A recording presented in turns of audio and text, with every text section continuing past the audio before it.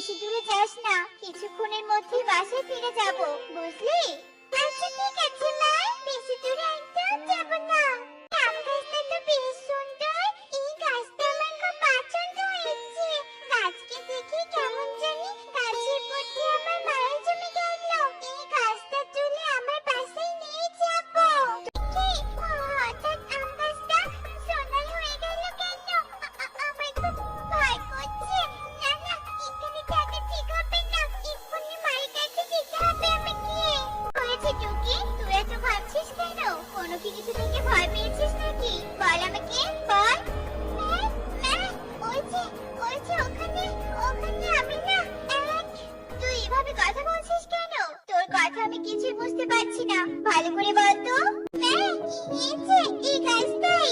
এই গাছে হয়তো কিছু রহস্য আছে যেটা আমরা জানি না। এই গাছের কি রহস্য থাকতে পারে এটা তান্ত্রিক বাবা বলতে পারবে। তান্ত্রিক বাবাকে এসব ঘটনা জানাতে হবে আমাকে। তোরা দুমামে এখানে কি করছিস? এ মা, সোনার গাছ। হ্যাঁ কালু দাদা, সোনার আম গাছ।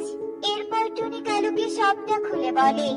যেভাবেই হোক এই সোনার গাছটা আমার চাই, মানে চাই। টুনিদের এই গাছ দেয়া যাবে না, আর তান্ত্রিক বাবাকে বললে সেও নিতে পারে। সোনার গাছের ভাগ আমি কাউকেই দিব না, আমি নিজেই গাছ নিয়ে নিব আর ধনী হয়ে যাব।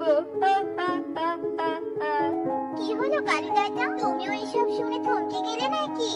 না না, সেটা না। আমি শুনেছিলাম এই গাছে নাকি এক ডাইনি বন্দি আছে। তোরা বরং এখান থেকে চলে যা, আমি তান্ত্রিক বাবাকে বলে এখানে নিয়ে আসি। তান্ত্রিক বাবা যা করার করে নিবে।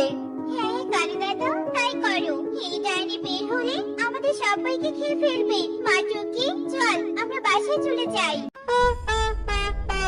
অবশেষে সোনার আম গাছ আমি পেয়ে গেলাম, আর টুনি এসব বুঝতেও পেল না। আমি এই গাছটা তুলে আমার ঘরে রাখবো।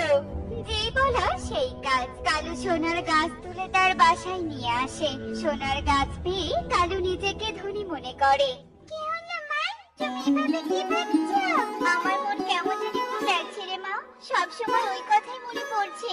আসলে কি গাছের ভিতরে ডাইনি বন্দি আছে নাকি অন্য কিছু? মা, তুমি সবকিছু নিয়ে এত ভাবো কেন বলো তো? যা হইতে একটু হয়ে গেছে। খুব খিদে পেয়েছে মা, যাও খেতে দাও, নয়তো আমি পড়তে বসবো। আচ্ছা ঠিক আছে, তুই পড়তে বস, আমি এক্ষুনি খাবার নিয়ে আসছি। আমি বরং গাছের একটা পাতা ছিঁড়ে বিক্রি করে আসি। আর এই গাছকে খুব সাবধানে রাখতে হবে, কেউ যেন দেখতে না পায়। এই বলে কালু সোনার গাছ থেকে পাতা ছিঁড়তে ধরে, কিন্তু কালু কিছুতেই পাতা ছিঁড়তে পারে না। এ কি, সোনার পাতা ছিঁড়ছে না কেন? শরীরের সব শক্তি দিয়ে ছেঁড়ার চেষ্টা করলাম, কিন্তু ছিঁড়তেই পেলাম না। এভাবে হবে না, আমাকে এই গাছটা নিয়ে স্বর্ণকারের দোকানে যেতে হবে, তারাই এই গাছের পাতা কাটতে পারবে। দাদা, এই গাছের একটা পাতার দাম কত হবে গো? এই 1,00,000 টাকার মতো হবে। ঠিক আছে, তুমি একটা পাতা কেটে নিয়ে আমাকে টাকা দাও তো দেখি। এরপর শালিক সোনার গাছ থেকে পাতা কাটতে ধরে, কিন্তু শালিকও কিছুতেই কাটতে পারে না। তাই শালিক কুঠার ব্যবহার করে যেই না কাটতে ধরে, অমনি কুঠার ছিটকে দূরে পড়ে যায়। কি কালু, তুই এসব কি এনেছিস? কোনো কিছু দিয়ে তো কাটতে পারছি না। যা যা, এসব নিয়ে যা, এগুলো আমার দোকানে বিক্রি হবে না। এই সোনার গাছ তবে আমি কোথায় বিক্রি করব? আমি কি তবে ধনী হতে পারবো না? কথাটা বললো তান্ত্রিক বাবাকে ডেকে এনে গাছটা দিয়ে দিবে।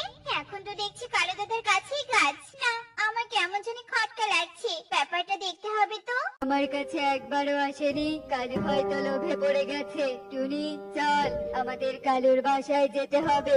আচ্ছা ঠিক আছে তান্ত্রিক বাবা, চলুন। কি, তোমরা তোমরা আমার বাসায় কি করছো? ছি কালু দাদা, তুমি কত মিথ্যেবাদী আর কত লোভী। তুমি আমাদের মিথ্যে বলে সোনার গাছ তোমার বাসায় নিয়ে এসেছো। না মানে এখন থাম তোরা, আমাকে দেখতে দে এই গাছের রহস্য। এই বলে তান্ত্রিক ধ্যান করতে থাকে, আর হঠাৎ তান্ত্রিক চমকে ওঠে। এই সোনার আম গাছে এক পরিবন্দী আছে, প্রায় অনেক বছর থেকে। আর টুনি, তোর মেয়ে এই গাছ ছোঁয়ার সাথে সাথে সোনার হয়ে উঠেছে। তাই এই পরীকে শুধু তোর মেয়েই পারে মুক্ত করতে। কিন্তু আমার মেয়ে তো ছোট, সে কিভাবে পরীক্ষা মুক্ত করবে?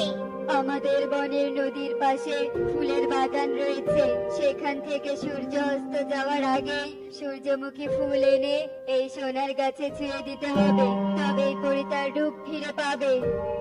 আমি পারবো আন্টি। পরীকে মুক্ত করার জন্য হলেও আমাকে পারতেই হবে। সূর্য ডোবার সময় হয়ে এসেছে মা। আমি তবে এখন আসি। দাঁড়া মা, আমিও যাবো তোর সাথে। না টুনি, তুই তোর মেয়ের সাথে যেতে পারবি না। টুকিকে এটা একাই করতে হবে। টুকি, তোর হাতে সময় নেই, তুই বেরিয়ে আমাকে এক্ষুনি এই ফুল নিয়ে যেতে হবে। আকাশে সূর্য মামা অনেকটাই ডুবে গেছে। পুরোপুরি ডোবার আগে আমাকে যেতে হবে। তোমাদের অনেক অনেক ধন্যবাদ পিচ্চিমি। তোমাকে অসংখ্য ধন্যবাদ। তোমাদের কারণে এত বছর পর আমি এই সোনার গাছ থেকে মুক্তি পেলাম। আর বদমাইশ কালু, তুই সোনার গাছ পেয়ে অনেক লোভী হয়ে গিয়েছিলি তাই না? অনেক চেষ্টা করেছিলে সোনার পাতা কেটে নেওয়ার জন্য, কিন্তু পারিসনি। লোভী কোথাকার, তোকে আজকে উচিত শিক্ষা দিব আমি।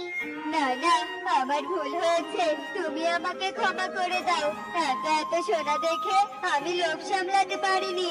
আমি আমার লোভের কারণে অনুতপ্ত, দয়া করো আমাকে। করি, তুমি কালু দাদার কিছু করো না। কালু দাদা বুঝতে পারিনি, ওনাকে ক্ষমা করে দাও। ঠিক আছে, তোমার কথাতেই আমি কালুকে ক্ষমা করে দিলাম। আর এই নাও সোনার আম পাতার ঘর। আমি তোমাদের উপর খুশি হয়ে দিলাম। তোমরা এখন থেকে এই সোনার আম পাতার ঘরেই থাকবে। আমি এখন আসি, তোমরা ভালো থেকো।